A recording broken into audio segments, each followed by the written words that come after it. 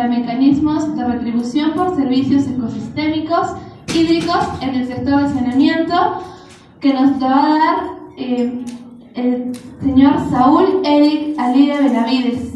Un fuerte aplauso, por favor, lo recibimos con muchas palmas.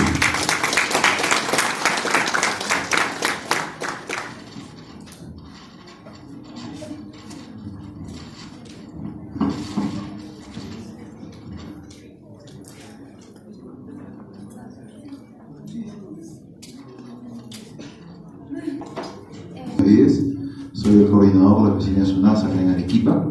Me siento muy complacido de estar con ustedes en este congreso que tienen.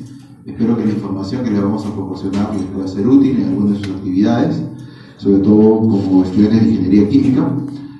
Nosotros en la oficina tenemos una ingeniera química trabajando con el tema de saneamiento.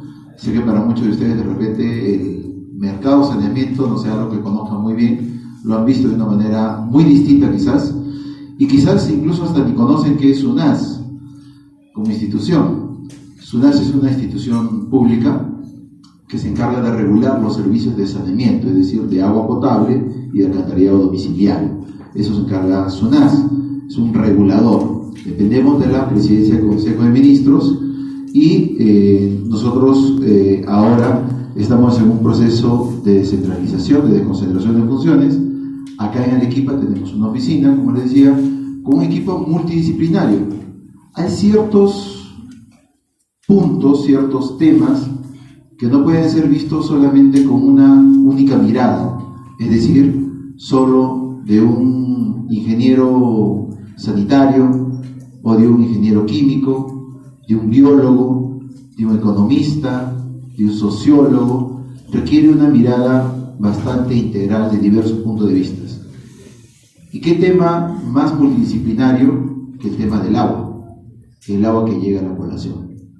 Por esa razón, este equipo que trabaja en SUNAS es así, multidisciplinario, como les digo, y este tema que les voy a hablar hoy día es un tema básicamente sobre algo relativamente nuevo en el concepto, digamos, normativo, pero que viene años atrás dándose. Lamentablemente algunas cosas ustedes las van a ver, las van a asociar con cuestiones anteriores, parte de historia natural de repente, pero también lo van a poder ver acá desde una forma práctica, espero sí en la medida que podamos explicarles. Entonces, ¿cuántos de ustedes de repente han escuchado lo que ven ahí en la pizarra? Mecanismo de retribución de servicio ecosistémico. ¿Cuántos de ustedes han escuchado? A ver, ¿lo han visto antes? No. ¿Saben por qué? Porque eso es algo creado, inventado en la normativa que tenemos. ¿Qué normativa? La ley del ambiente. ¿Pero qué significa todo eso de mecanismo, retribución de servicio ecosistémico? En realidad es pago ambiental. ¿Sí han escuchado el pago ambiental? Espero. ¿No? ¿Tampoco todavía? Ojalá que lo escuchen. Bueno, los pagos ambientales es un tema también reciente que se ha generado por todo el tema de los impactos, digamos, de las actividades humanas en cualquier tipo de escenario natural. Eso se llaman pagos ambientales. ¿Por qué no se llama pago ambiental acá en el Perú? ¿Por qué no se llama pago por el agua? Porque obviamente nuestra cultura ya hablaba del pago del agua. El 2 de agosto acá arriba, nomás en Charhuaca, han celebrado el pago del agua. Como el 1 de agosto se celebraba el pago de la tierra. Por eso es que acá en el Perú no utilizamos el término de tema. Este es un esquema muy sencillo de lo que es el mecanismo. Como ustedes lo pueden ver, hay una parte acá abajo que es la empresa, se le llama EPS, es la empresa que brinda el servicio de agua. En realidad la foto ahí es de la empresa de Cusco, ¿ya? Y está la ciudad, y de la empresa brinda el agua a la ciudad. Hay una PETAR que se le llama, que es una planta de tratamiento de aguas residuales, y que después termina botando las aguas residuales a un cuerpo receptor, que es en este caso un río. Siempre ha habido este esquema muy sencillo, desde la EPS hacia abajo. Y luego tenemos hacia arriba, la parte de donde está la fuente de agua, ¿correcto? Desde ahí ya viene la captación y la conducción, la recarga de los acuíferos, tenemos ahí a contribuyentes, y en la ciudad tenemos a retribuyentes.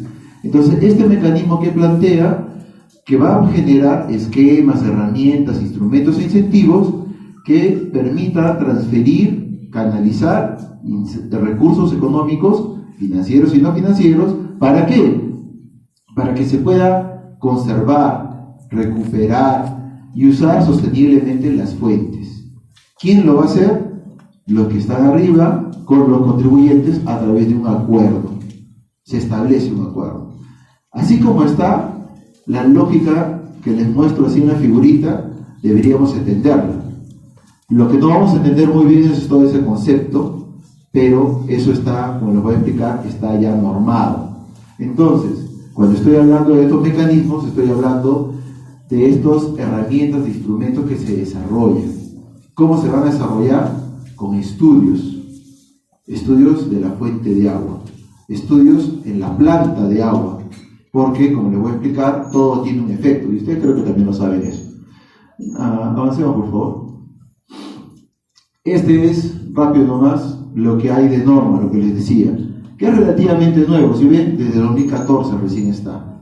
No es algo, como les dije, de años atrás, a pesar de que está en nuestra cultura ancestral, pero recién en 2014 comenzó a darse, y todas esas normas, si ustedes la pueden después buscar, revisar, se van a dar cuenta de que hablan de este mecanismo. Es decir, por norma, todas las empresas de agua están obligadas a implementarlo, por norma. ¿Cómo se va a implementar? ¿Cómo vamos a hacer? ¿Cómo van a trabajar los ingenieros químicos? Es un tema justamente para fomentar las investigaciones al respecto. ¿Ya? Avanzamos, por favor. Entonces, les decía, nosotros somos un organismo regulador. ¿Por qué al organismo regulador del servicio de agua potable le interesa la fuente de agua? ¿Por qué creen que le va a interesar a alguien la fuente de agua? Y eso es algo lógico que ustedes van a manejar seguro en todos sus procesos, indistintamente de dónde vayan a trabajar. ¿Por qué deberíamos interesarnos en la fuente de agua? ¿Alguna idea? ¿Están todos bien? ¿Despiertos todavía? ¿Sí? ¿Cuál sería la lógica ahí? A ver, dale, por favor. Les decía, ahí nomás, les decía, nuevamente, está la empresa, está la ciudad, ¿no es cierto? Damos el agua. Pero cuando damos el agua, ustedes abren su caño, ustedes quieren ver el agua que salga sin olor, sin color, que puedan beberla, y decir, este es agua potable. Es lo que todos quisiéramos, ¿sí? Y normalmente, cuando falta agua, ¿a quién se quejan? A Sedapar, ¿no es cierto? Desde de frente Sedapar. Que eso es lo real. Tienen que quejarse. Pero no quejarse en una radio, ¿eh? No quejarse en un Face, sino hacer un reclamo. Cuando yo no tengo un servicio de agua potable en las condiciones que se han pactado, tengo que hacer un reclamo, que eso es lo que nosotros vemos también como SUNASA. Pero culpamos a la EPS. Pero la EPS, ¿de dónde obtiene su materia prima? ¿Cómo llega esa agua al caño de ustedes? Sí, es cierto, en la planta de agua se hizo una serie de procesos químicos para potabilizar el agua, ¿sí? Porque se ha potabilizado. Algunos de ustedes ya saben, ¿no? El proceso de potabilización, ¿entienden? Entonces, se potabiliza el agua potable. Quiere decir que el agua que llega como materia prima viene de algún lugar. Ese lugar puede estar en las partes altas, como puede ser de un acuífero, de un pozo. Puede haber distintas formas de encontrar esa fuente de agua. Lo que nosotros nos interesamos es porque esa fuente de agua, de una forma u otra, va a condicionar el servicio. ¿Cómo así? Dale, por favor. Cuando en las partes altas, como hasta hace tiempo atrás, no había nada, la naturaleza, los pocos ganaderos que había, todo estaba bonito. Teníamos hasta incluso, no sé si ustedes han podido ir a las partes altas donde todavía no hay mucha actividad humana. Ustedes pueden ver el agua que sale, es clarita. Y algunos hasta se la pueden beber. No todos se la van a poder beber, pero algunos sí. Eso antes era así. No había mucho impacto de otras actividades humanas. Conforme van creciendo esas comunidades en las partes altas, van generando sus desechos, su actividad. Y eso genera algunas cuestiones, como acá en la foto, lo que ustedes ven es algo que ya se ha depredado. Es una tierra depredada, donde antes llovía y las plantas ayudaban a infiltrar el agua hacia el subsuelo, ¿correcto? Cuando se hace una deforestación, como lo que ustedes ven en la imagen, ¿qué creen que va a pasar cuando llueva? ¿Cuál es el efecto cuando está así un campo de ese tipo? ¿Qué va a pasar? Erosión. ¿Ah? Erosión. Se va a generar una erosión, es decir, cuando el agua caiga, la tierra va a comenzar a correr, ¿sí? Se va a generar como una especie de barro, y toditito eso, poco a poco va a generar, en algunos casos, lo que ya conocemos algunos como huaicos. Pero cuando esto es más excesivo incluso, ¿qué pasa? Y ya pasaba acá en Arequipa. Cuando entra todo eso, bloquea a la planta de agua, ¿sí? Acá es mucha lluvia, deforestación, tierra, sedimentos, erosión, y no hay posibilidad de tratar el agua. Incluso si ustedes van a entrar al sector saneamiento, sabrán que las plantas, por más que ustedes la diseñen con toda la mejor tecnología, tienen una capacidad para tratar la turbidez, es decir, ya el agua que viene con barro, con todas esas cosas, ustedes pueden tratarla, pero hasta cierto punto no van a poder tratar barro en agua, ¿cierto? Sequía, ¿no es cierto? Y si está la sequía muy fuerte, ¿de dónde viene el agua para la empresa de agua? Para Sedapar, ¿de dónde viene? ¿Saben? Lagunas, casi por ahí. Ahí nuevamente han ingresado los ingenieros. ¿Qué han hecho los ingenieros acá en Arequipa? Han hecho represas. Tenemos un sistema de represas, donde cada represa va interconectando y llega a la gran represa, Aguada Blanca, y de ahí llega el agua a la empresa Sedapar. Nuevamente, les pregunto, si no llueve, ¿qué pasa con el agua en las represas? ¿Cómo está el agua en las represas? ¿Han probado qué pasa cuando dejan ustedes el agua en un balde por días, y meses y años? ¿Qué pasa con el agua cuando está estancada? Genera procesos, ya ustedes conocen más los términos de bacterias y todas esas cosas, que justamente la empresa también ha comenzado a detectar. En el 2014, porque ustedes no son tan chibolos, ya han vivido el 2014, hubo el problema del olor y del sabor del agua. Justamente producto de que hubo una especie de sequía y el agua de las represas llegó con todo ese olor. Tenemos dos efectos muy claros para los mecanismos: lluvia, sedimentos, obstrucción; sequía, estancamiento del agua y malos olores del agua. Eso es lo que tenemos en esos dos casos así muy sencillos. ¿Qué es lo que busca prácticamente SUNAS comenzar a trabajar? Les reitero una vez más, no sobre la base de teorías, porque la teoría ya estaba desde antes incluso creada. Lo que estamos viendo acá es que no solamente en Arequipa, en varias ciudades del Perú, en Piura, en Lambayeque, en varias ciudades del Perú se están dando estos casos.